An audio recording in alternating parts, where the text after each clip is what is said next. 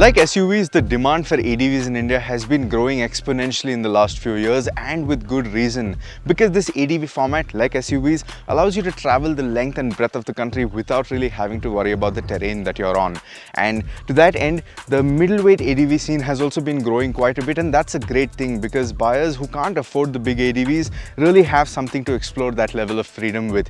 And what I have with me today is Honda's latest middleweight ADV. Say hello to the NX500. This is the successor to the CB500X, and you all know that we really do like that bike. So in this video, I'm going to be telling you what's new over the CB500X and whether or not this should be on your consideration list.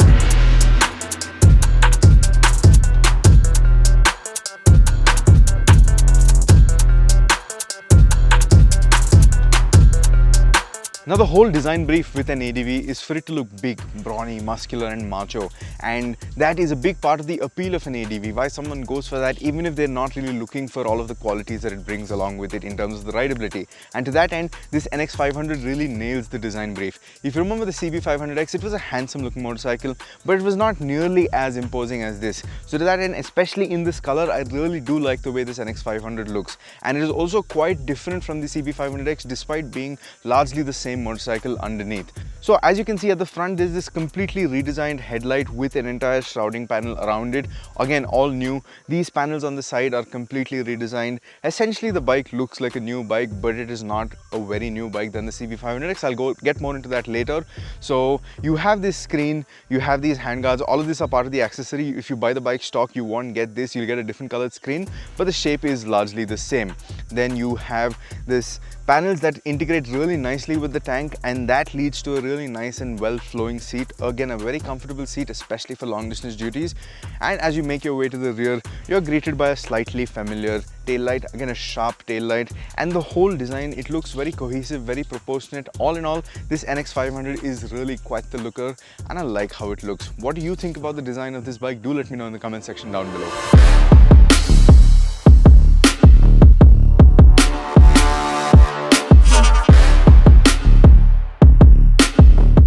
Let's talk about the ride and handling setup of this NX500. Now, as I said when I was talking about the design of the bike, that the design is new, but the bike that lies underneath is not all new. Well, that's not entirely true because there are some minor changes that do add up to a bit. So starting with the front suspension setup. Now, this doesn't have telescopic forks anymore. These have upside down forks sourced from Showa. These are separate function big piston forks, non-adjustable, 41 mm in diameter, and at the rear you have a ProLink monoshock.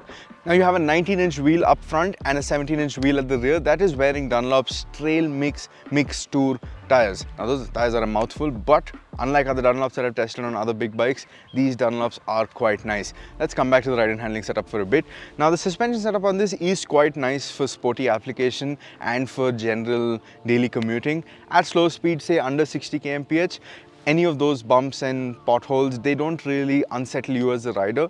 But as the speeds begin, I feel like the suspension, it becomes a little wallowy, and at higher speeds and cruising speeds, say if you go over a small rumble strip or a small speed breaker, the bike does start to wallow a fair bit, but that's not too worrisome. Now the braking setup is taken care of by twin 296 mm discs at the front and two twin piston calipers and a single 240 mm disc at the rear. Braking performance, while there is a lot of braking performance on offer, I feel like the ABS does downplay the actual performance of the braking a little, because even the smallest undulation on the road and you're trying to get on the brakes, the ABS just kicks in, and then it's a while before you can actually get back on the brakes and the ABS system has settled down.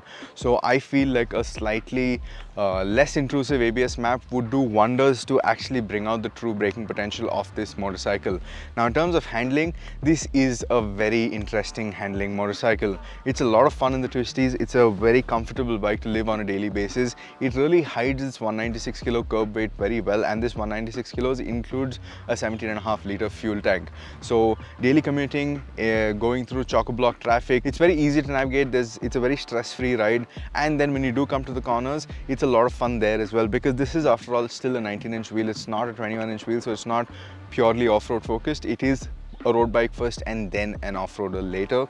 And these Dunlop tires, they're surprisingly good. They hold grip. You can get to the edge of the tire and you still have enough grip to make your corner nicely. Now let me talk about the ergonomic setup of this motorcycle. I'll quickly get on the bike and show you what I'm talking about. I'm 5'10", and this is the riding position that you're greeted with. You have fairly mid-mounted foot controls, and you're reaching out to a not so wide handlebar.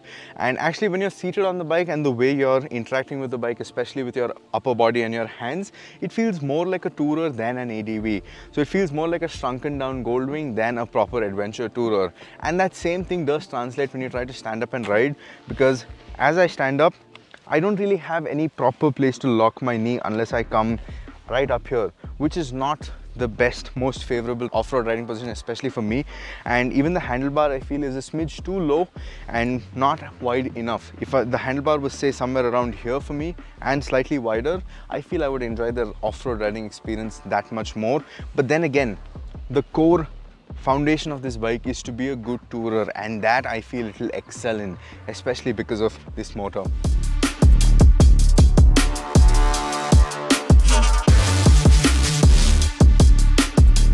Now coming to the off-road performance, like I said, with the riding position being the way it is, especially the stand-up riding position, this is not the most conducive to off-road riding, but that doesn't mean your ride needs to stop if the road ends. This still does get 181 mm of ground clearance, and you do have a 19-inch front wheel, meaning you can navigate a fair bit of obstacles before you really hit the bike's limit and capability. So of course I would have appreciated a slightly more conducive off-road riding position, but on the flip side of things, with just how good this bike is as a tourer, I don't really think that's a big complaint. And if you really want an off-roader, there are other options in our market.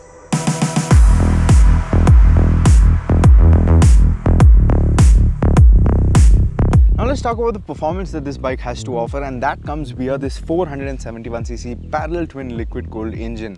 Now if you remember closely, this is pretty much the same engine that the CB500X had, and that remains unchanged, and that's a great thing. So barring the fact that it's been updated to meet the latest emission norms, this engine remains unchanged, and that's a great thing because that is what we love the most about the CB500X. So before I go on to tell you what this engine feels like on the NX500, let's get a quick sound check.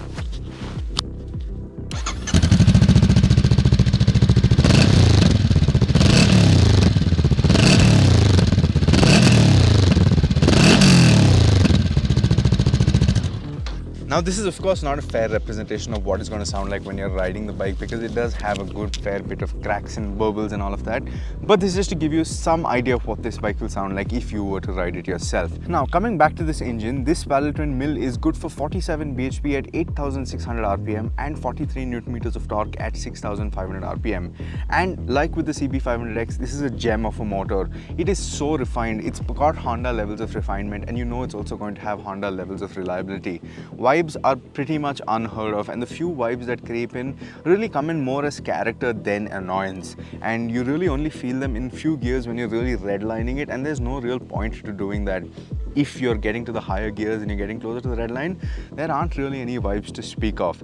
Now in terms of performance, this has a pretty meaty, pretty wide power band that you can extract all the way from like 3000 rpm in the rev band to around 8,500 rpm where its red line is. 6,500 is where you get a nice kick, a jolt of power that, especially if you want to make a downshift and overtake, be around the 6,500 mark, and you'll be doing that effortlessly and really quickly. The performance is pretty meaty. A few annoyances I do have is with the choppiness of the throttle in especially the first and the second gear.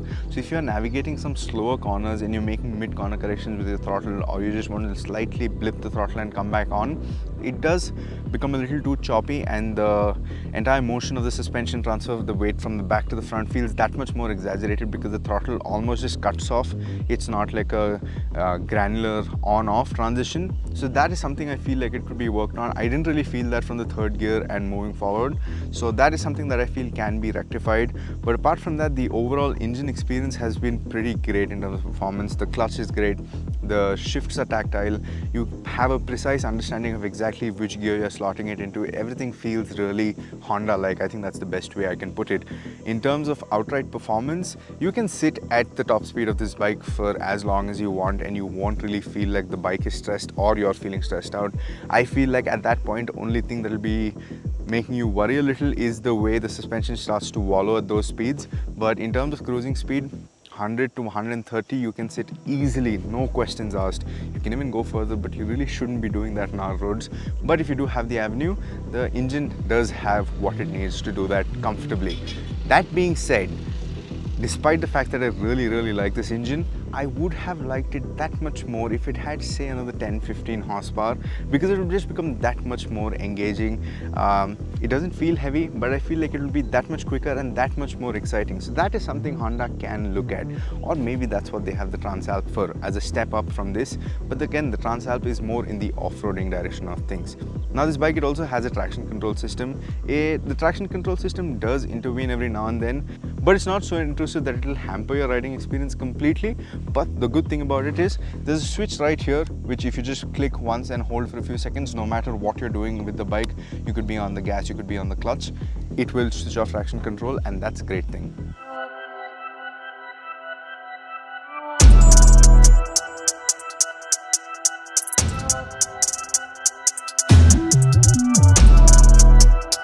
Now talking about the features that this bike has on offer, this is not a bare bones bike, but it is not filled to the brim with features either, and I feel that's a good thing because it still keeps the experience focused on the riding rather than the electronics and all the other accessories that you get with it. So to that end, you have a color TFT screen similar to that found on the new Transalp 750, and you also have this joystick sort of thing to navigate the entire screen. The UI is very simple to use, it's very straightforward. There is this small cube over here that tells you in each direction what menu lies, and navigating it is as simple as going left, right, up or down. You don't have any riding modes to speak of, and I feel like the way the engine is calibrated, if they just do sort out the throttle map in gear 1 and 2, I feel like you don't really have the need for ride modes, because the character is set such that the power band is wide and you want explosive performance, just drive it out a little more. You want to have a relaxed ride, just chug along how you're riding. You have traction control, which is disengageable by this button over here, and that's about it. You also have smartphone connectivity, which allows you to pair your phone, get odometer and navigation, so something that you've come to see on most bikes these days. One thing that Honda does, and that I get really annoyed about, and I really hope they do fix it, is this. You have your horn above your indicator, and that's usually the other way around on all other bikes. So more often than not, I'm trying to reach for the indicator and I end up pressing the horn, or I'm trying to reach for the horn and I'm changing direction. So it's a little confusing. It's something you will learn to live with if you do get the bike, and it's definitely not a reason not to consider this bike, but it's just a small pet peeve that I felt like I needed to tell you about.